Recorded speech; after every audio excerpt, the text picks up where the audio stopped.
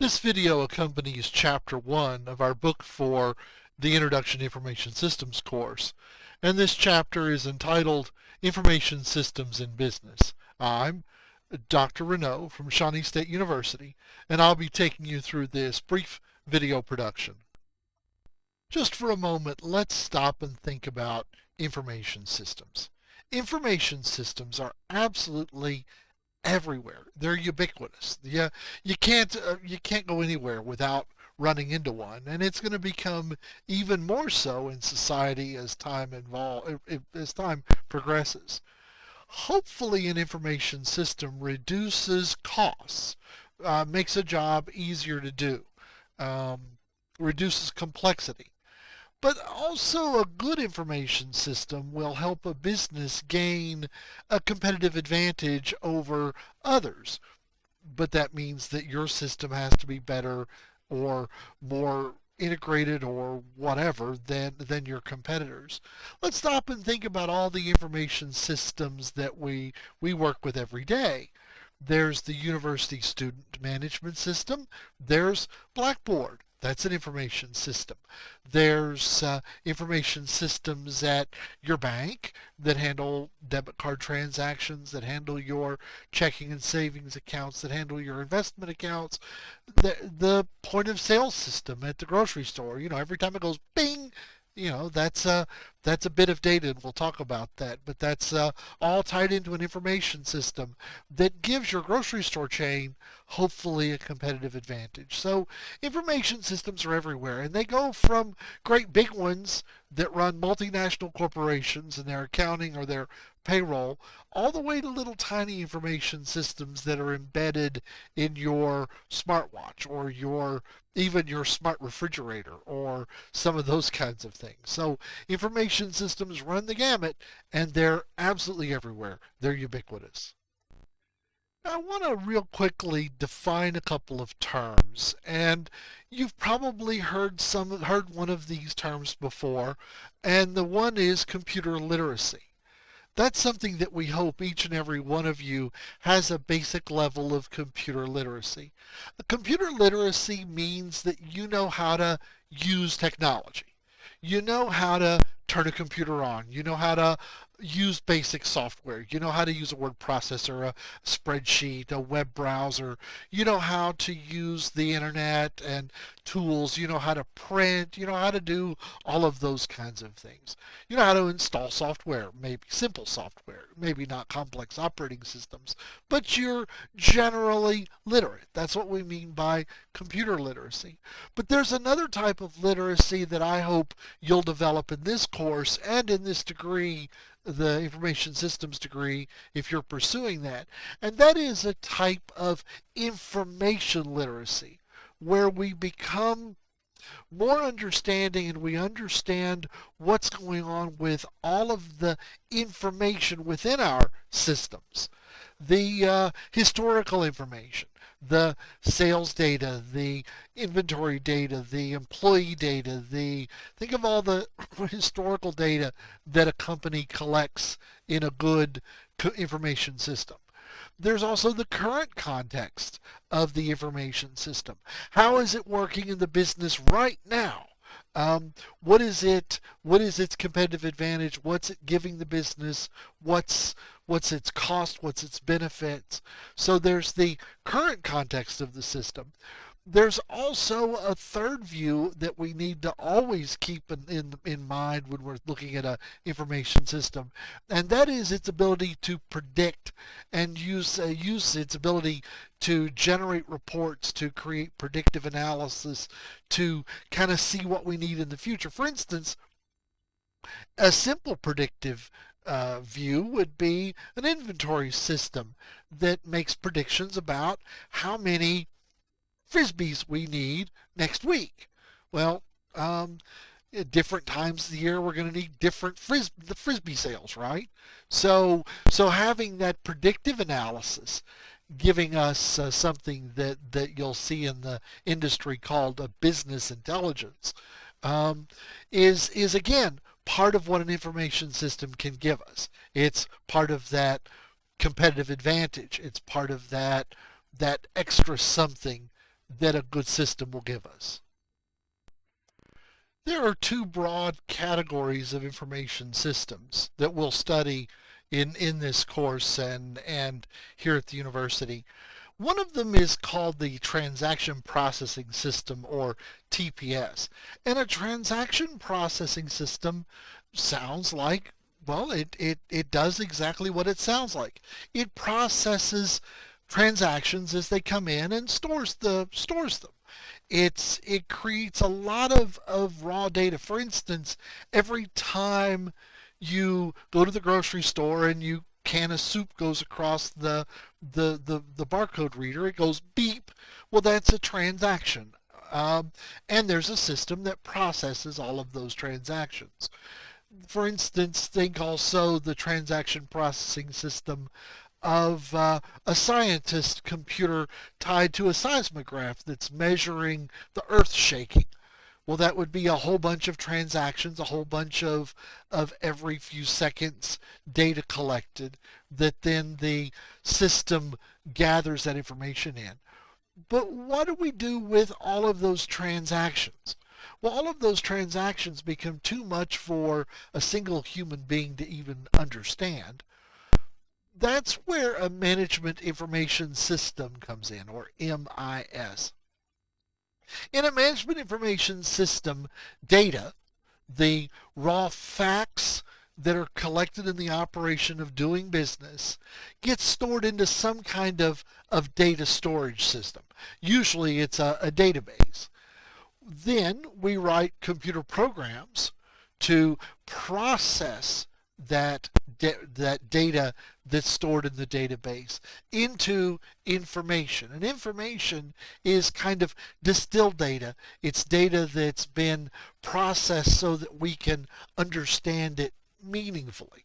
For instance, think of all of the POS, all of the scan transactions that a store like Kroger has worldwide, with all of its thousands of stores and hundreds of thousands of customers every day.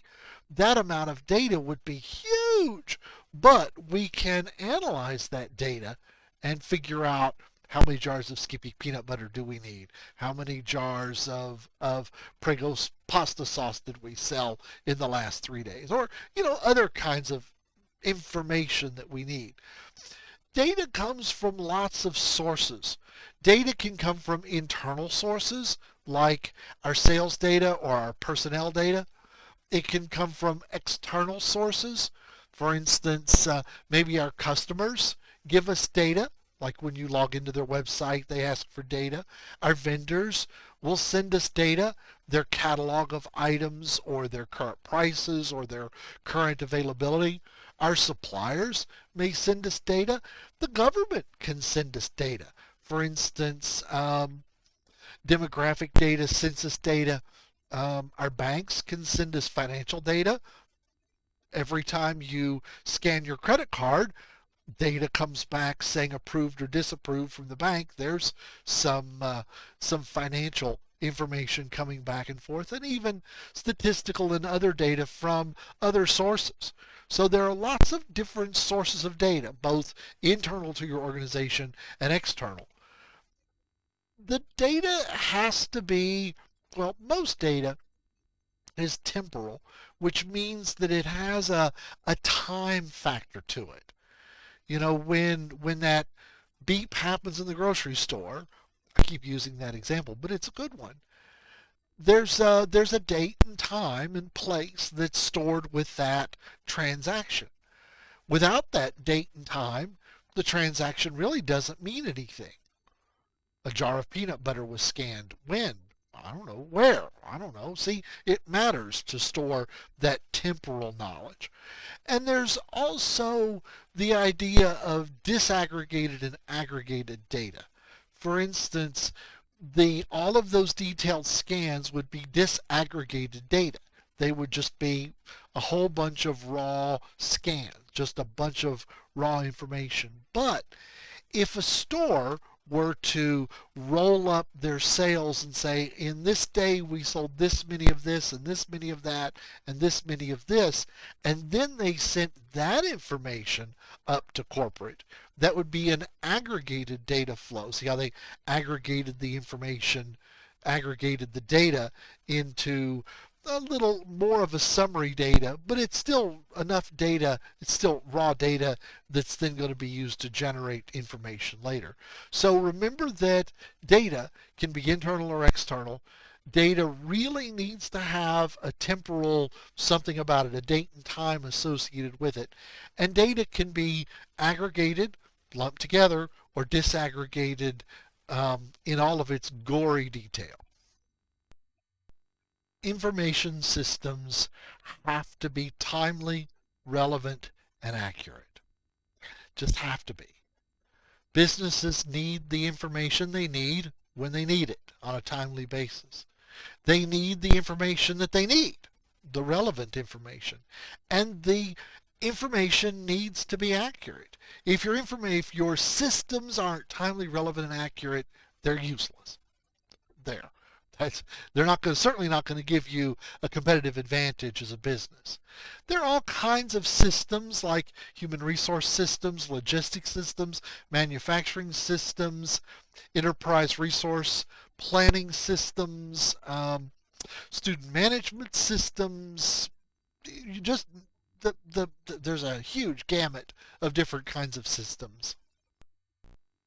There's a business researcher, business author. His name was Porter, and you might have seen his three strategies in another course. But I want you to stop and think about Porter's three strategies in relation to an information system.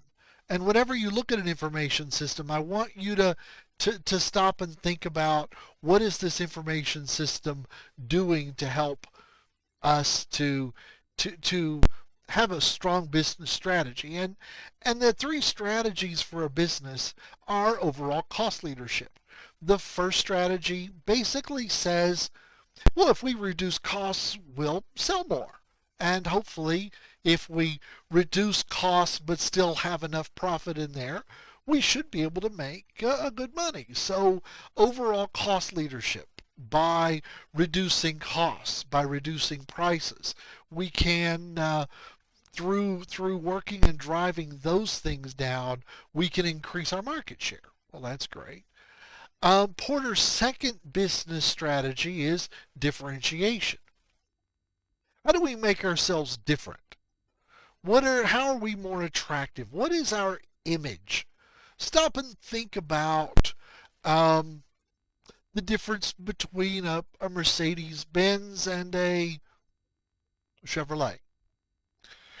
Well, Chevy's got them on overall cost leadership. Costs are lower, the price is less. But that Mercedes is different. Okay, it's more attractive. It's got features the Chevy doesn't have. It's got image. Maybe it has better quality. I'm not going to argue that point, but you can see that it's different, and that difference is worth it to people to spend the extra money for, or some people. So there's the idea of cost leadership and differentiation.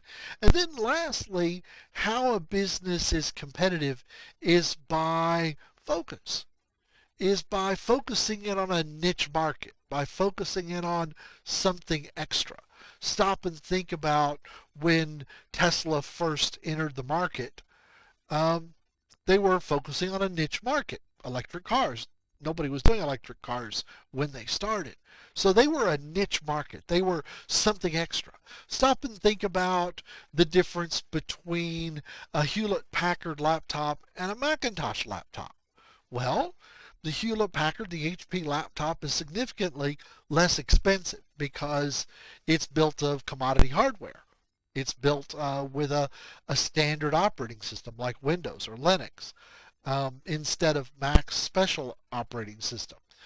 But Mac has been able to differentiate themselves with their special operating system, their special hardware ecosystem to to to have some different features, to make it different, to make it maybe better for video production or audio production or other kinds of things. So they've differentiated themselves, and people seem to be willing to spend the little extra money for that differentiation. And also then Mac is a lot more focused. HP is just throwing out laptops to everybody, where Mac is kind of focusing on education, on high-end graphical workstations, on some of those kind of niche markets. So you can see how the two different companies have two completely different views and use Porter's three strategies.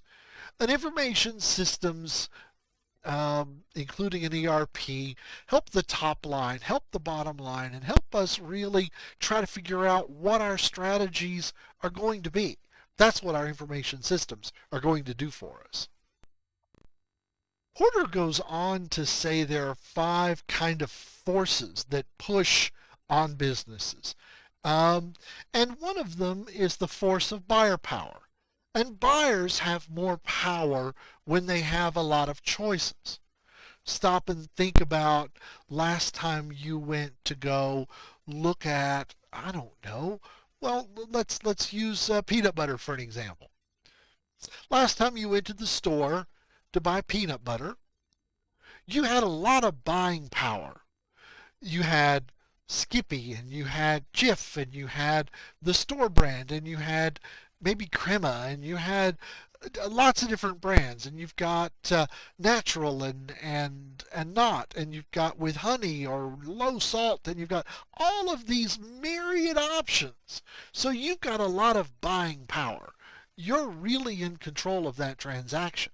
You can choose the cheap, you can choose more expensive, you can use one of those three differentiating factors and try to figure out which one you want. Do you want the niche organic peanut butter, or do you want the commodity cheap generic store brand peanut butter? I don't know, but you've got a lot of power there.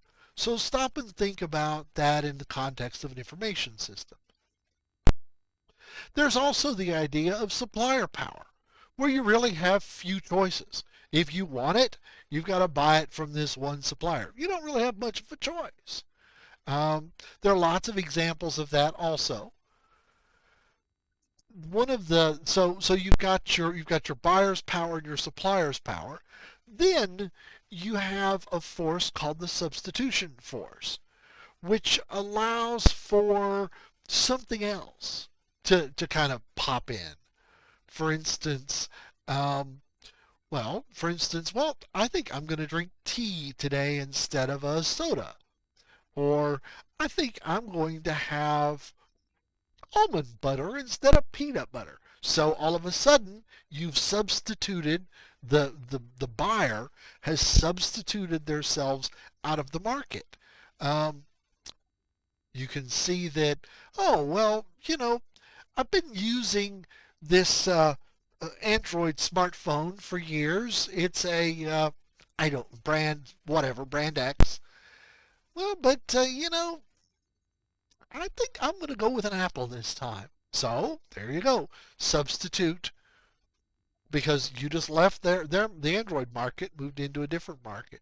You have new entrants that come into markets all the time.